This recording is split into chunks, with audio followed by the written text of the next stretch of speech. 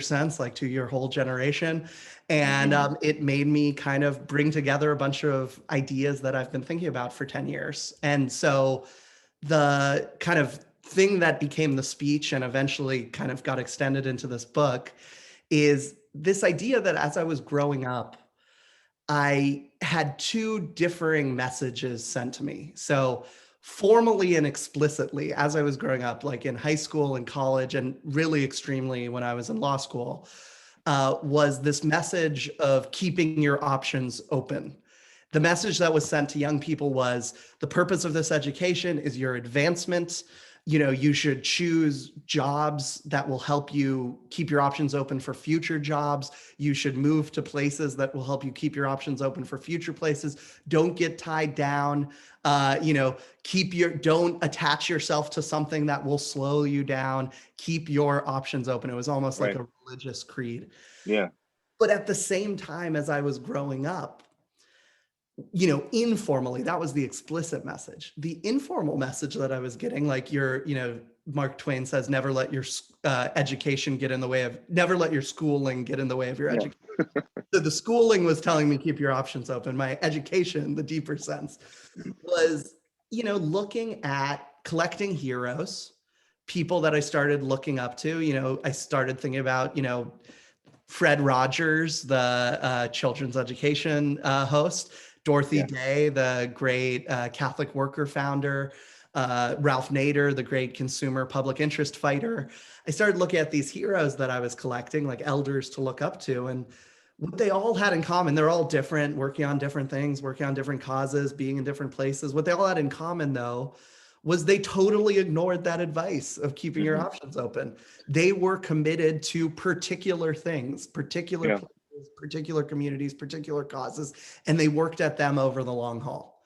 And more importantly, uh, it wasn't just looking up to elders. When I was looking at my peers my friends that were earning respect, the ones that were earning the least respect were the ones that were keeping their options open the most, the ones that seemed like they were flaky, the ones that Hmm. seemed like they were just in it for themselves, that had shape shifted to whatever the latest thing was that would Hmm. help them. Being a fair weather fan, of Yeah. like, and the people that were earning the most respect were the ones who totally dived into things, the ones that, you would text your other friends on a chat thread and say, oh my gosh, James is really going for it. He's becoming a Brazilian jiu-jitsu instructor. Or, Anne is really going for it. She's going to marry him. Yeah. Oh, they're really going for it. They're moving back to Kansas and doing something, or moving back to Yeah. their neighborhood in the Bronx and running for alderman. The people who made a commitment to something were the ones that people were respecting, not the ones keeping your options open. So that speech in this book, long-winded, a long haul in No. itself, this opening statement, but the speech in the book were basically rectifying that divide. Great. Yes. Great. Great. I mean, you can see this as maybe one manifestation of something that we might call liberalism, right? Like, a kind of reticence to define things too strictly and to kind of just laissez-faire, kind of like keep wide options. And so you would think that would be, that's America. But is this also in part class indexed, Pete? Because I'm sorry, I'm going to out you. The place where you gave the speech was Harvard Law School, Yes. Yes. and it may be that this sort of approach to life is not equally trumpeted and not equally practiced in Dubuque. But what do you think about that? Yeah, I think it takes. I have a part where I agree with that and a part where I want to push back. So the part that Okay. I agree with is this: my experience that led me to notice this is a very particular type of experience. I was probably in these schools that were the most extreme version of this whole place is about your personal advancement, and there are other Mm-hmm. places where that's less the message. But there are other things that are telling you to keep your options open, no matter where you fall in the culture, or where you're, what walk of life you're coming from. The fact that the internet is Okay. here, and that the internet, not only that the internet exists, but that Okay. major companies of the internet are all about streams that feed you more and more and more novelty, and that the whole ideology of the Mm-hmm. design of the internet is presented around, we are here to increase your choice and increase the amount of options you have and show you things that could be better and maximize your story in life, from the swiping on the apps to going through 1,000 random profile cards to just kind of streaming through an Instagram feed of Mm. different people being incentivized to share make everyone feel the fear of missing out. And the result of the fact that this is baked in deeper than just in these kind of fancy higher ed places, that it's baked into the internet, it's Yeah. baked into our economic system that says, we're not going to value rooted local enterprises. We're going to throw things into Sure. mergers and acquisitions, roll things up, means that, I have friends in state prison. I want to say the most extreme example of a place where you don't have many options. I have friends in state prison who tell me that this message resonated with them because even them have to go through the basic human phenomenon of making choices among different things. They might not get to decide where to go or, when they get out, but Yeah. they have to decide what religious program should I attend? How should I spend my time? Should I, continue this relationship with this person I have on the outside? Should I Yeah. read this book or that book? Yeah. And they say that idea of, they say, oh, I respect the other guys on the yard that have committed to something on the inside. So, this is a phenomenon that applies everywhere. And I'm very open in the book about caveating that. I tried to not have this be one guy's stories from his own perspective. I interviewed Yeah. 50 long haul heroes from all walks of life. Great. No, and I definitely want to get to those heroes because the book is mostly an affirmative argument, right? Like you're not doing as much diagnosis as you're doing sort of like prescription. But I'm curious what you think about the sort of deeper origins of this culture. So on the one hand, you might think of it as like, excuse me, the culture that would result from like consumer capitalism, right? You always have to make more desires, right? If we're going to have year over year growth every year, right? Like we need more desires, right? Because our needs are being met pretty comfortably in most cases. And so that you always need to stimulate the idea that like there might be something better, there might be something more, right? Like maybe just over the next hill, there's something that would make you finally happy. Do you see this as being in some significant part an artifact of advertising and of consumerism, or somewhere older, deeper? How do you understand it? Yeah. So like, how do we place this in time? What is causing this? So I talk about in the book on the psychological, I front load the individual and psychological, and in the back, it kind of spools out into the cultural and institutional. So let's start with the individual experience of keeping your options open. And then that can make us all kind of reflect on what are the cultural things leading to this Great. experience. So I think the individual experience comes down to three fears. Two that you probably have thought about before. One that I think is really present but hasn't really been identified popularly yet. So the two we've thought about, one is the fear of regret. It's basically this experience of having so many options that you see all the possible ways you could be, all the places you could be, people you could be with, causes you could fight for, institutions you could join, professions you could join. And you're scared of picking one because when you pick one, you have to close 100 doors in that experience. It's experienced as like a negative mutilation of all your potential futures you could have. And you're scared you're going to wake up in 20 years and regret not having picked something else. And I think the cultural thing connected to that is just the proliferation of open options that are presented to you by modern life. Advertising presenting things to you, the internet presenting things to you, really legitimate liberation struggles, opening up options for many more people. I had a chapter of the book that got cut. I hope I can publish it in an essay somewhere about like the academic story of big stories falling apart through deconstruction. The constellations of meaning that people used to have before kind of the critical century, for good and for ill. Many of these were really good deconstructions of these constellations of meaning. That basically people like Charles Taylor or others talk about as, meaning making not being something outside of you. The church is telling you what to believe, the country is telling you what to believe, the evil things like the patriarchy or white supremacy telling you what to believe, to everyone in their own little boat, navigating their own meeting, making their own Right. constellations, making the Right. choice. So that's fear of regret. Fear of missing out is the other most popular one you hear about all the time, which is I'm happy with the choice that I made. I'm not like regretting becoming a doctor. I'm not going to regret, committing to this person, Hmm.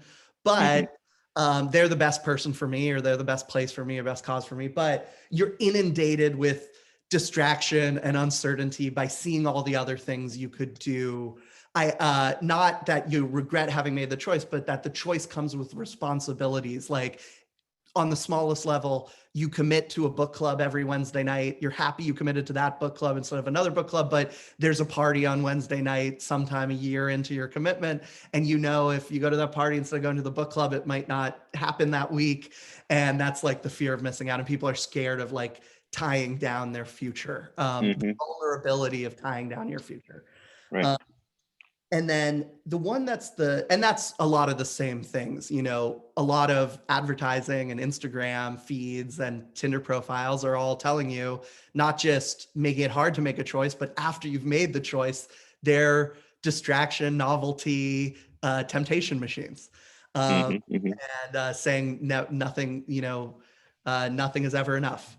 The stranger one that I think isn't talked about a lot, but is really present in our generation is the fear of association, what I call the fear of association, which is the fear that what you commit to will bring chaos to your sense of identity or your reputation or even your sense of like personal control. So this is the idea, like, I don't want to really become a strong, public Jew or public Catholic because that'll make people think things about me. Um, I don't want to come out for this presidential candidate because I'm not the type of person that's political. You hear with union organizing a lot that the first organizers, when they're trying to kind of go beyond the usual suspects of people and really start deeply organizing into the workplace, you get a lot of people that say, I'm not the type of employee who complains. And, you can see how that's starting their identity. They're thinking about themselves as an employee, and the union organizer wants you to make a commitment and transform your identity into a worker, not an employee. Hmm. Um, Hmm. and uh, and that's like an example of, that's either identity threat, which is like, who am I to myself? I'm not the kind of guy that dates someone like this. I'm not the kind of Hmm. person who marries and lives this life. Or reputation. What will my friends think of me? What will others think of me? And then what I say is like sense of control is you literally in person have to deal with other people, which is when you make a commitment, you have to go to the meetings. And I have this part where I list off all the ways that um, what people do to each other in the messiness of community building. They bother, annoy, ask too much of, impose on, misunderstand, disappoint, scare, condescend to, judge, talk the ear off of, hurt, and belittle each other. That's human interaction. That's what Hmm. happens when you join up with something, and you need what Father James Keenan and others call the balm of mercy, the willingness to enter into the chaos of other people's lives, willingness to walk through the chaos of community building, forgive not 7 times, but seven by 7 times. Um, Hmm. in order to get through the valley of on one side, the security and power of being alone. There's a lot when you're isolated, you're fully in control, you're fully secure, but in the long run, if you pass through the valley of uncertainty and messiness and chaos of joining up with other people in something, you can get to the deeper security, deeper power, and deeper joy of community. But you got to pass through the valley, and there's a lot of fear of association in that. Hmm. And what, Right. what is the cultural institutional things we can? I'd love to hear your thoughts on this too. And chat, which is, what makes the polling on willingness to be part of a country, be part of an institution, be part of a political movement, be part of a party, be part of a religion, that I didn't like in this book citing social science data too much because I didn't want to like cherry pick an argument, but the Yeah. polling is so clear on that generation over generation, we are completely unwilling to identify with anything bigger than ourselves. That's a real social phenomenon happening in the last 50 years. It seems Yeah. pretty clear. And what's behind that? Yeah. Love to hear. I mean, yeah, it's some, I suspect it's some sort of failure of institutions, among other things. So I remember when I was in college, I took a class on sort of post-Soviet Eastern Europe, and civil society did not bounce back after the wall fell, right? Like people were extremely reticent to join things. And I remember reading a big trove of interview data, and people were basically saying that, like, in order to join something, they would have to falsify themselves, right? They would have to not be true to their authentic selves, because that had been their experience of joining, right? That, like, belonging under, these various state controls had required you to, like, lie, right? Like, you had to lie about the state of the country, the state of the party. Like, you have to be very careful around each other. You couldn't be honest. And so that even after that wasn't properly true anymore, people still had a reflex that, like, oh, groups would be bad for me. Groups would require me to kind of maim myself in some way. So I mean, I tend to suspect that, like, people have on some level good reasons for the bad decisions they make. I mean, so I wonder if there hasn't been some sense in which a lot of those institutions have failed us in some way.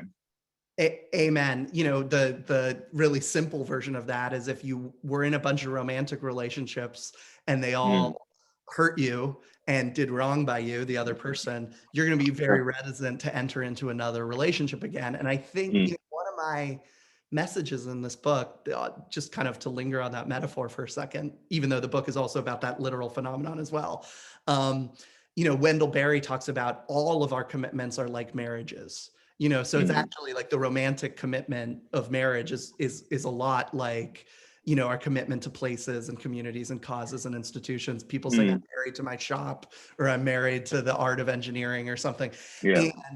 And I love that point, Ian. When you've had a bad experience in marriages, you're slower to get married. And when you've had a bad experience in committing to Yeah. community causes or professions or civic organizations, that's going to hurt you too. And I hope I got it across in the book well. I say all these polls are going down of our willingness to attach to religion and Yeah. believe in the political parties or believe in Yeah. America. And that sounds like I'm finger wagging at the young people, but the major part of the story, the minor part of the story is the young people having this like unwillingness to give it a shot again. But Yeah. the major part of the story is America let you down. Those religions let you down. Those institutions let you down. It was, when institutions get corrupted, it has a multi-generational effect of, Hmm. doing this. And part of this book, come to think of it, you saying this is trying to tell us, in a kind way, yeah, I know they let you down. This was bad, but Yeah.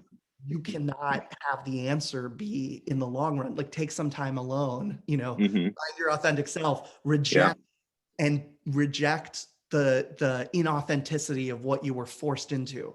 Yeah. But if you linger alone forever, that's not going to be a fulfilling life, and that's not going to make Yeah. anything better. We need to find a way to revive these institutions in this country and these religions Yeah. to be a thing worth connecting to again. And if you disbelieve in that project being possible at all, we're not going to get anywhere we want to be.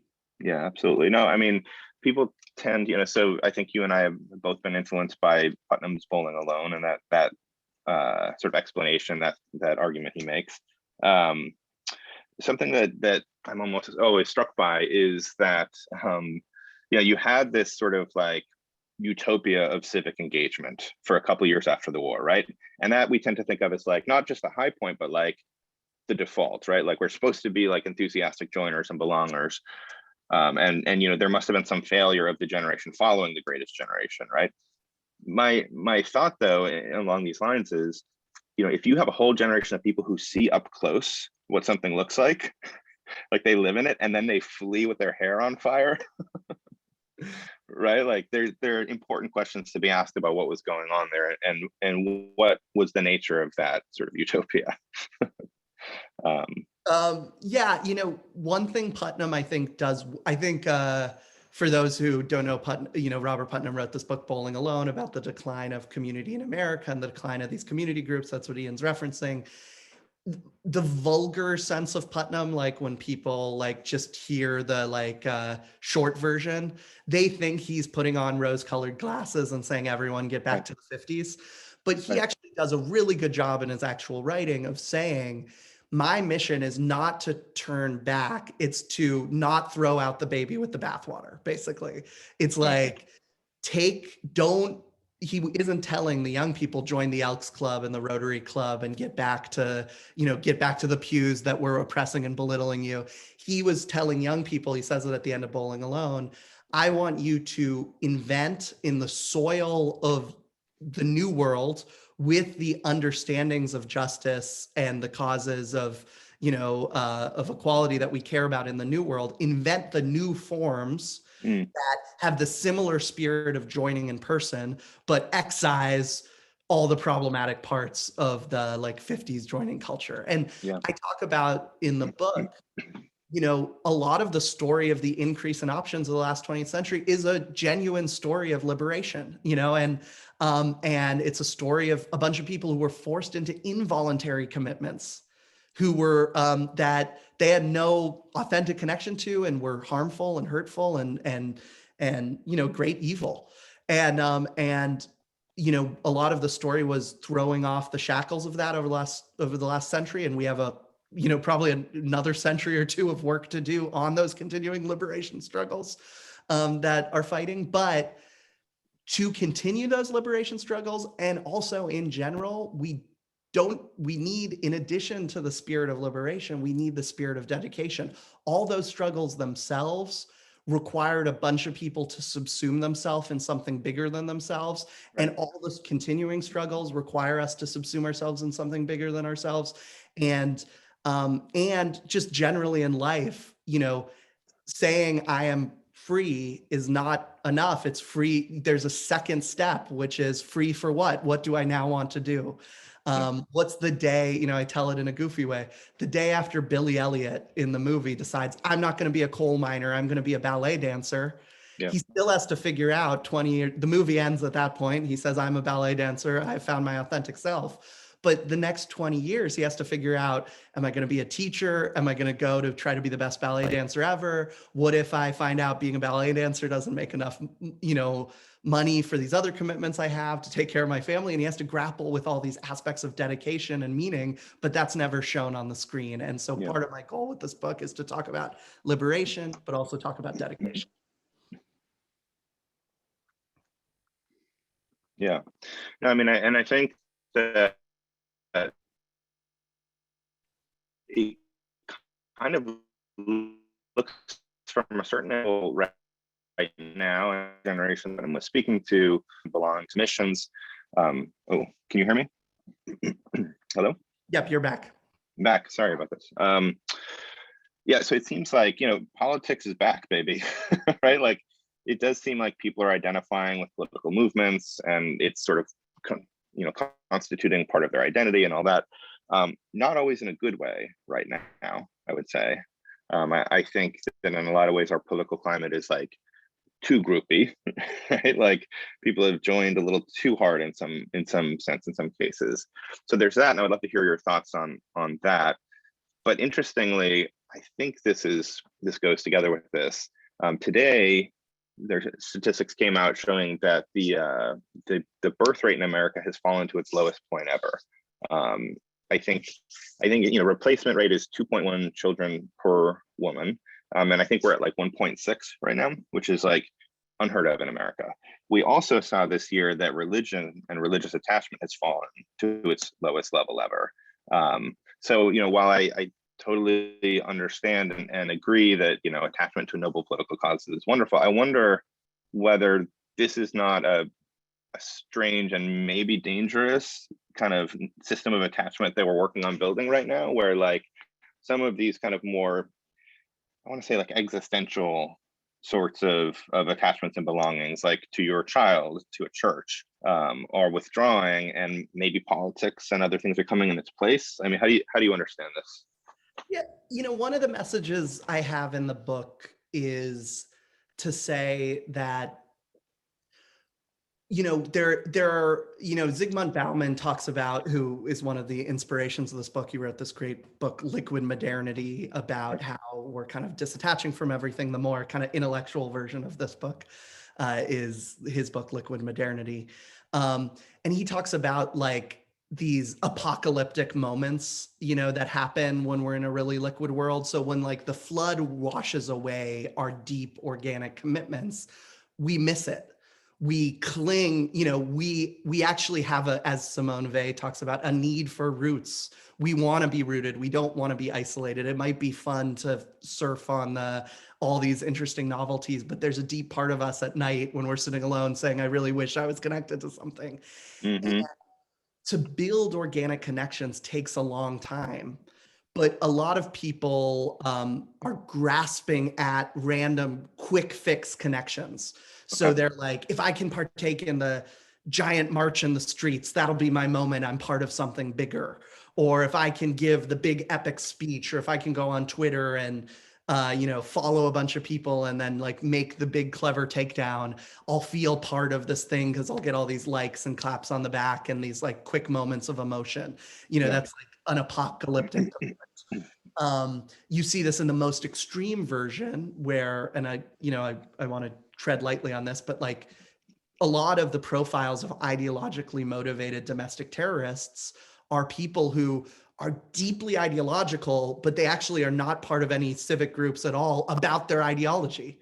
So they're like, I care deeply about this, but they never meet up with anyone. And there's all these studies out there on kind of fighting extremism that say actually having the groups that do a light version of that extremism, like microdose the ideology, result in having organic leaders that want to normalize the ideology and keep their kind of wayward people in track. They give them lessons like, that's not the best idea. Stop building the bomb. And so one of my arguments here, what's the opposite of apocalyptic commitment? These big moments, is the slow and steady commitment. Join the people who join up with the actual political causes and go to the weekly meetings. They might feel the deepest fire for the cause in their heart. So it's not going to be an escape from politics. They're going to really fight for their cause and crusade for it. But they'll know that the way to move forward their cause is, eventually, sometimes it'll be big epic protests, and other times it'll be persuasion, and other times it'll be endorsing a candidate, and other times it'll be sitting at a big table and becoming part of an administration as a coalition. And it'll be the type of kind of pro-civic actions, if it's weekly meetings and not epic posting from the smallest version of actual posting to the biggest version of like setting a bomb off or something, and that's one of my pushes, is that let's move our politics and our religion. Actually, there's a lot of studies from Putnam on the people that are the most divisive when it comes to fundamentalist religion are the ones that sit alone at home watching televangelists without ever going to the pews, whereas the ones who go to the pews actually end up having more cross-class interaction, more cross-race interaction, more pro-social kind of secular goodness with other people, that it's kind of religious social networks in person that lead to all the good things of religion, not necessarily the fire and brimstone on the TV. And Great. so that's my theory of depolarization, is just more networks, commitment, pluralism, have more people, have more things that connect them in more ways. They say the best way, the one final thing on this is my favorite thing is, some of these hunky-dory centrist people, when they want to like bridge the red and blue divide, they say, let's take an extremist Republican and an extremist Democrat and let's have them sit at the table and talk explicitly in an official political program called We Get People to Talk. And then that never works, basically, because you come to that, you're in a political mindset, you want to show good for your side, you're totally have your guard up. The best way to have people connect is move to another area, like have a church or have a bowling team or have a local political fight that you're working on together, because there's interesting ideological cross currents on the local level, and then in developing a real relationship with them, you let your guard down, you become a little more human, and you start saying, hey, maybe I should think a little bit more about the way they think about the world. Yeah, great. So other commitments depolarize other commitments. So That's that's great. Yeah, thank you. So we have a question that just came in, which actually leads us into where we need to go next. So Brian Martin asks, how have you seen people successfully reconciling the embrace of their authentic selves necessary for individual integrity with the denying of self necessary for healthy community? Does that make sense? yes, this is Okay. what a great question. So Yeah, but this maybe leads us to your heroes, of whom you have many. So maybe we could talk about Brian's question in the context of these lives that you've seen where it seems to have worked well. yeah, I'll give some examples of after I kind of say a quick thing about kind of I have a part in this book about the idea of an isolated and static self versus a dynamic and embedded self. And it's in the section on the fear of association. So like what makes us fear having our identity or reputation implicated by commitments? The answer when I interviewed people that I kept hearing over and over again is, I noticed that the people that had that fear the most were ones that had the sense of the self as the set of like rigid categories that they've discovered through this ordeal of like just finding their authentic self. I like the Lakers. I like the Rolling Stones. I am an electrician. I am a liberal. I live in Texas. This is this is who I am. I have found this. And it's a precious thing to have that list because your whole teenage years is the fight for finding what do I like and what resonates with me, what is me. And then they feel like they've found this rigid self, and then they get presented with all these opportunities for commitment, and they say, well, that's not exactly me, and that person's not exactly me, and that person doesn't fit with this characteristic. And when you're a rigid Tetris piece and you see all commitments as another rigid Tetris piece, and we're so complicated and multifaceted, there are no pieces that are going to fit together. The people that made commitments and become long haul heroes are ones you see them, their self, as a dynamic and embedded self. They see their self emerging out of their commitments. They don't have this lonely search for their authentic self. They join up with something, and with others, it becomes who they are. They join up with, that church, and the church becomes a huge part of their life. And now that is part of their identity. Now that is part of their reputation. They join up with a craft and they start mastering it and taking on mentors and watching old documentaries about, old YouTube videos about people who were great at that craft, and texting with other people about who are into the craft too, about, oh, did you see this latest thing about the craft? And slowly the craft becomes part of who they are. And the self emerges dynamically out of your commitments. And that kind of level of, knowing, there's still some limits. We're not just mushy people that can join anything and become part of it, though we're much more than we think we are. There's still things that are going to feel authentic to you and inauthentic to you, but you will only discover the depths of your true authenticity, the true thing that you own, through your commitments, and thus not having commitments threatens your path of discovery for yourself. Instead of having commitments threatens your path of discovery for yourself. And I saw this with so many people. My favorite example is Sister Mary Dacey in Pennsylvania. She was like, she joined up with a religious order, which is one of the most extreme ways of kind of making a commitment. It limits so many options for you. And what she found is she dropped a bunch of options by joining that order, but by sticking with it, suddenly she found out like the order had, it was a time where nuns were getting involved in social justice. So she's suddenly like getting involved in prison rights work. She was suddenly getting involved in inner city mentoring work. She was suddenly getting involved in leading educational institutions. No one, if she had gone the other route and, gotten married to her high school sweetheart at the time, it wasn't as easy for someone to kind of run an education institution if you were a woman in her city at that time. But because she joined this order, it opened up all these doors. That order had fights with the church too, and transformed the Catholic Church, had meetings with the Pope, and like were troublemakers and things like this. And her whole life has been this grand adventure because she made that choice to become part of this. And she said, I said at the end, what's the best part of it? Is it all the adventuring? And she says, no, I have all these like warriors in arms with me, all my fellow sisters in this order together. And that brings me all this joy and is an adventure into itself. I talked to Mickey Raphael, who is Willie Nelson's harmonica guy. He decides to commit to the craft of harmonica because he can't follow in the footsteps of his dad's furniture business because he failed shop class. And he practices by walking around the track at high school, learning the harmonica because he saw Donnie Brooks play it at the Rubaiyat Club in Dallas and felt the spark of the divine. He gets known all around town as this kid who's amazing at the harmonica. Willie Nelson comes to town and says he needs a harmonica player for one of his sessions. They say, you got to call Mickey Raphael. He does so good. Willie has him join the band. He travels for the next 40 years. And he says, like, I'm loyal to two things in my life, Willie Nelson and the harmonica. And it's resulted in him meeting presidents, traveling all around the world, being like the most beloved icon of his craft. And all these young harmonica players are like, I want to play the specific Marine band, Hohner harmonica that Mickey Raphael plays. What would that have been if he flitted around and never committed to this craft? So that's those are some examples of kind of you find who you are by diving in. All right, great.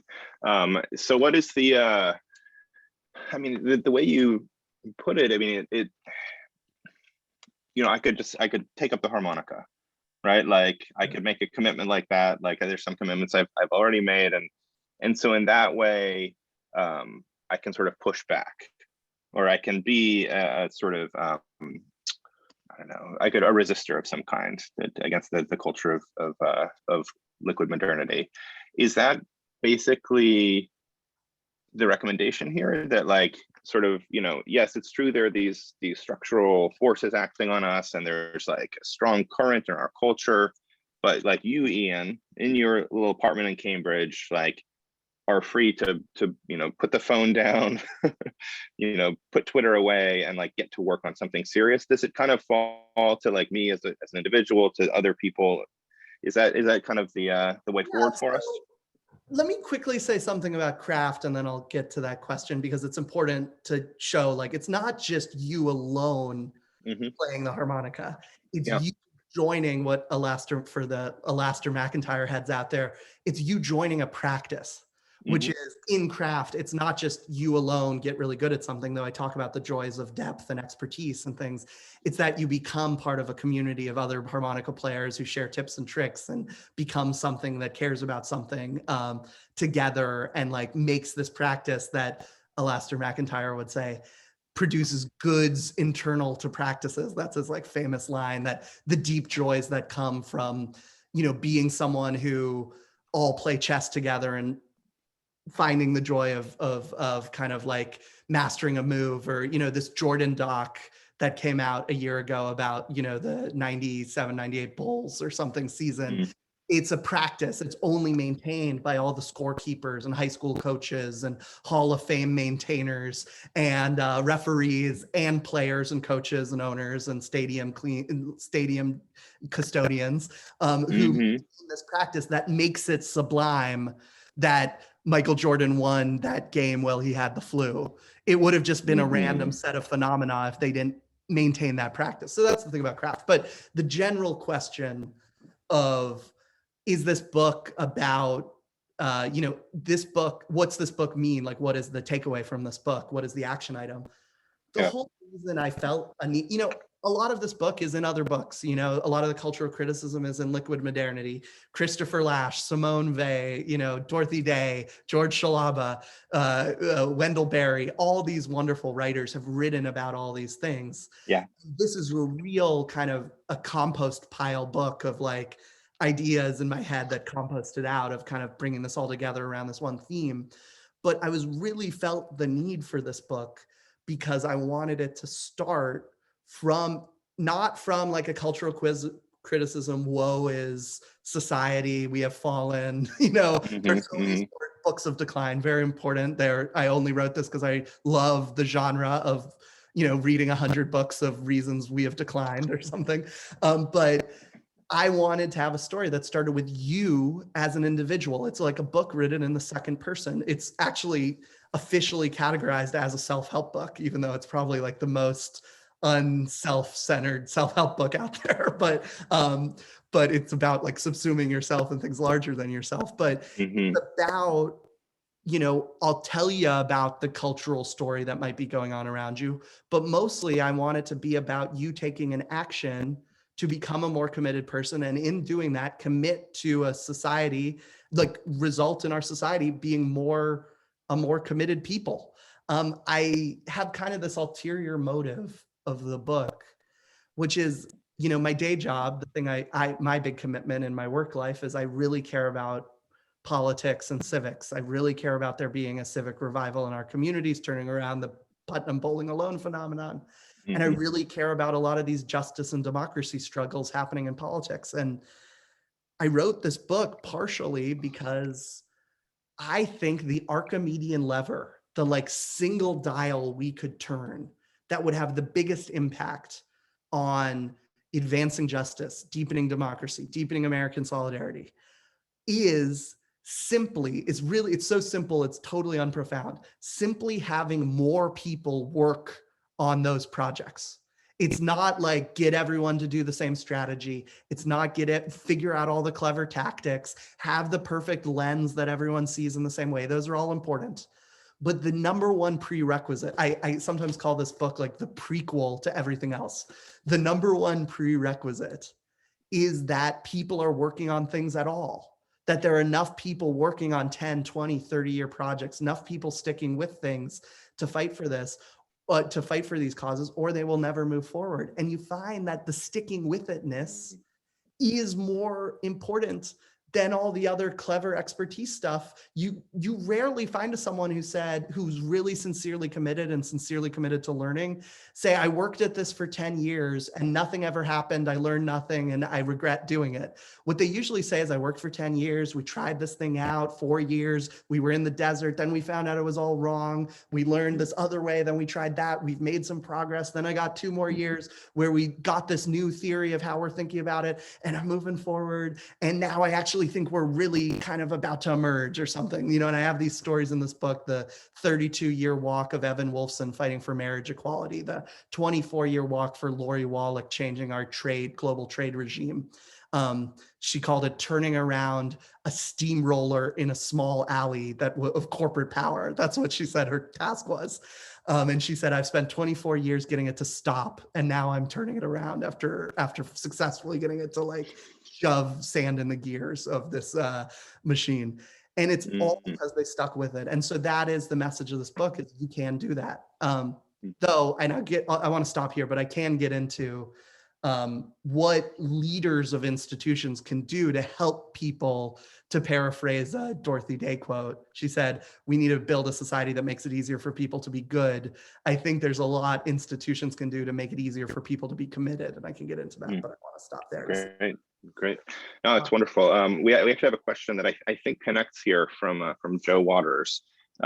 He writes, have you considered how liquid modernity, the liquid modernity you've described, is aided and abetted by the hollowing out of the professions, particularly in small towns and rural places? Doctors no longer train and then practice for 40 years in the same place. How do we reinvigorate them to be more dedicated or dedicated again? Yes, I am this is definitely connected. I am very into, one of my happiest sections in the book is, that was happiest to write, was about 2 different forms of education. There's education for advancement and education for attachment. Education for advancement, I think both are present in education today, from younger years up to higher ed. But I think education for advancement is winning. And here's how I define this. Education for advancement is education that's all about giving you tools to personally, individually advance, that help you, giving you resources to help you personally, individually, isolated, keep your personal, individual options open. Education for attachment is education that instills at least some reverence and duty, implication and responsibility for something bigger than yourself. Alfred North Whitehead, this great philosopher writer, wrote, the essence of education is that it should be religious, by which I mean it should instill reverence and duty. And I love it because, the original word religion, it's lig in the religion, is like ligaments. It's something that binds you, that connects you. And reverence is like the soft version of binding you. It puts you in such awe of something that you feel magnetically attracted to it. Duty is like the deeper, more hardcore version that says like you feel responsible for something because you've learned something and you have an ability to respond because you've learned something. You've learned how to be a doctor, thus you can address public health issues. You've learned how to be an architect, thus you can address the built environment. You've learned how to be an electrician, thus you can address the issue of like having a good electric system and houses on a small scale or on a big scale. And thus you are implicated and are responsible to do public interest work in that spirit. That's education for attachment. On the lower level of education, like younger kids, it's mostly just about getting kids excited about ideas and professions and causes and communities. But on the older level, like in graduate school, we have to ask ourselves, the people who are running graduate schools and agitating around them, and even colleges too, undergrad, are you a career academy or are you a profession academy? Careerism is about your own individual personal career. We call someone a careerist when it's all in it for themselves. They have no loyalty to anything higher than themselves. They're there to keep their options open. They're flaky. A profession is a community of competence. It is a practice like what I talked about with basketball. It's a group of people that are working. Doctors come together. They take an oath. They hold up standards. They fight for public health. Lawyers, if they think about themselves as professionals, not in a let's be like, I think one of the lines of this book is like, let's be more professional, but not in the sense of like, we should dress up and not use cuss words. What I mean by let's be more professional is let's have moral content to our professions. Let's say, what is the mission of electricians? What is the mission of plumbers? What is the mission of social workers? What is the mission of lawyers? I was in law school, and when you tried to have moral discussions like that, like, hey, we carved on our building equal justice under law. We carved on another building, the rule of law is the supreme like mission of the law. Those are the two missions of the legal system. The rule of law, not men, and equal justice under law. Everyone has equal power inside of that legal system. Are you challenging us on a daily basis in law school to think about whether our actions are promoting that mission or not? A profession would do that. Let's be more professional. And one of those questions you raised, Joe, of are the professions present in every place? That is one of the missions of every profession. We need to be out there serving everyone. There is an old idea that Adam Webb talks about of the clerisy.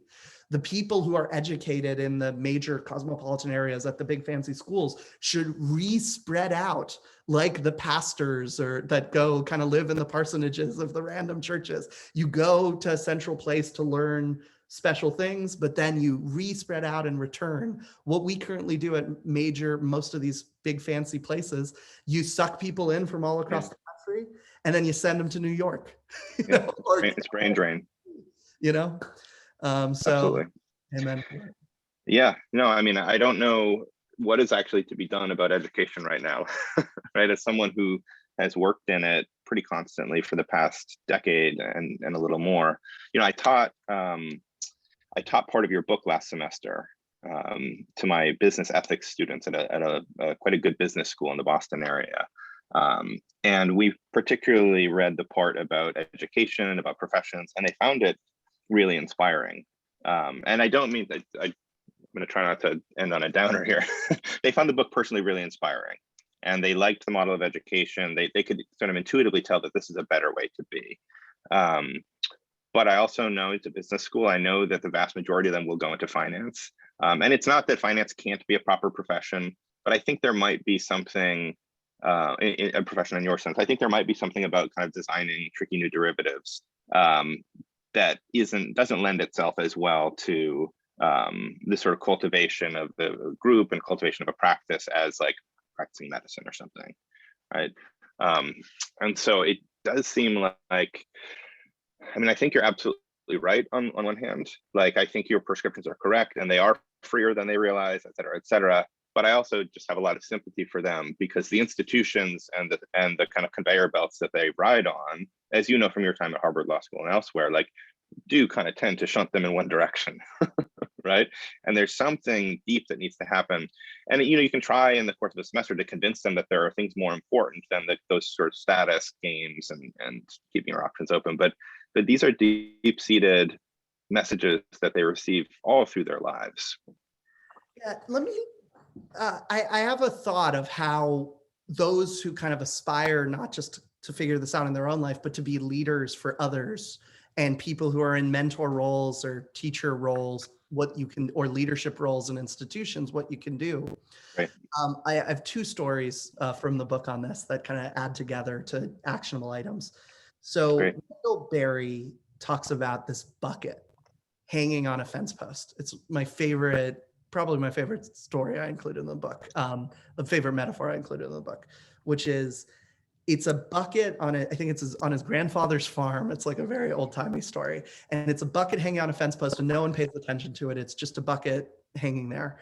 And, all these things happen, like rain falls in there, animals scurry in there, dirt falls in there, leaves fall in there, bugs fall in there, die, are eaten by other animals, some feathers are left. And over time, he says the most miraculous thing happened, it makes earth.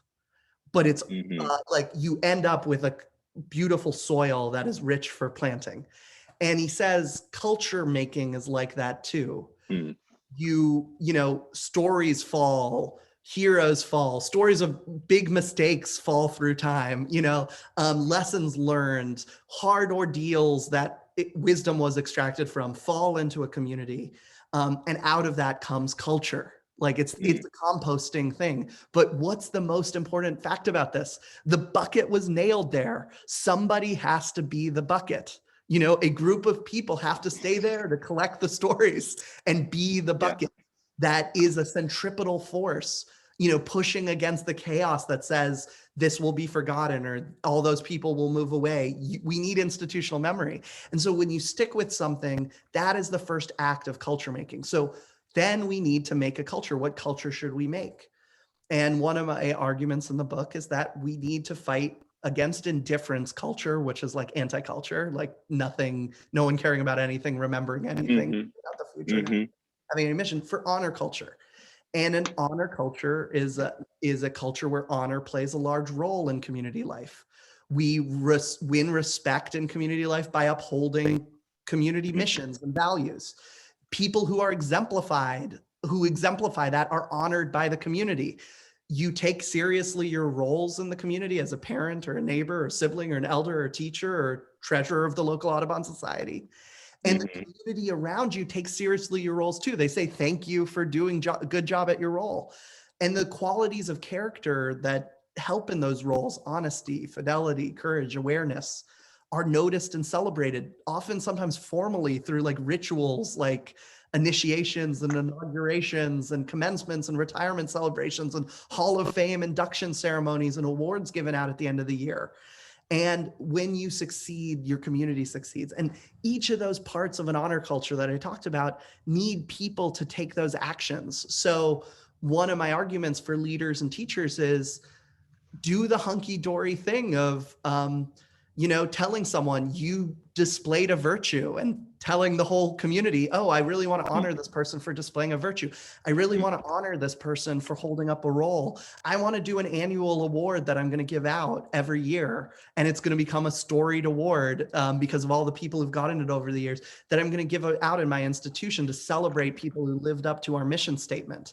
We're going to have rituals when someone comes join us, and we're going to participate in it together where we all become what Jeffrey Bilbrough calls convocated. We all join in a vocation together, a little mini vocation. What is this class going to be? What is the mission of this class? You talk about missions on a daily basis. You don't just have hard and fast rules. You have soft, warm, and ever-present, virtues that you're holding up. And people have to do this. We have to take actions, and little by little, piece by piece, we can be that bucket and create that culture. That's my hope with this. Well, that's a genuinely beautiful place to end, Pete.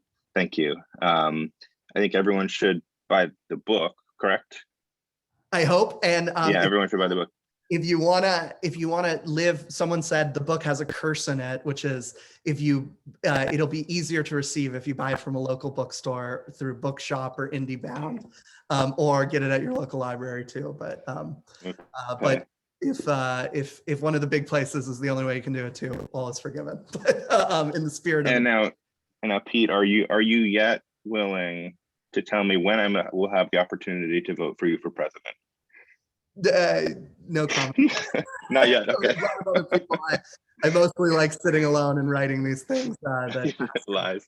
The task of bringing it All into right. realization is a grand experiment. So we'll see what happens. Yeah. All right, man. Well, genuinely beautiful. It's such a pleasure to talk. So thank you so much. I am so grateful, and I'm so grateful to everyone who came out. Sorry. Am I back? You're back. Yeah, we heard it. And I just was saying I'm so grateful to you. Okay. I'm so sorry. Thank you so much, Pete. You're wonderful. Thank you all. Well, thank you very much. Thank you. Okay. Bye.